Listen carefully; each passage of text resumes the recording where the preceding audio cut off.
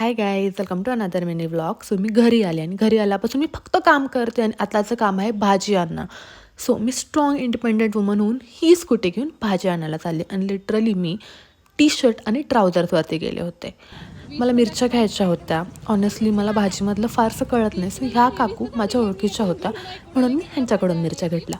काकूंनी मला चक्क 5 रुपयाचा डिस्काउंट दिला आहे. त्यानंतर मला पालक घ्यायचं होतं, पालक पराठा करण्यासाठी. पण पालक कुठेच नाही भेटलं. मी खूप फिरले पालकासाठी, पण ते नाही भेटलं. सो त्यांचं असं म्हणणं होतं की मी जर थोडं लवकर म्हणजे 4 वाजता वगैरे आले असते तर मला पालक भेटलं असतं. पण आता मला पालक नाही भेटलं. आणि वापस जाताना माझ्यासोबत एक खूप ट्रॅजिक गोष्ट घडली. ती म्हणजे की माझी स्कूटी स्टार्ट होत नव्हती. मग मी वीक इंडिपेंडेंट वुमन होऊन एका दादाला हेल्प मागितली अँड इन माय डिफेन्स त्याला पण स्कूटी स्टार्ट होत नव्हती.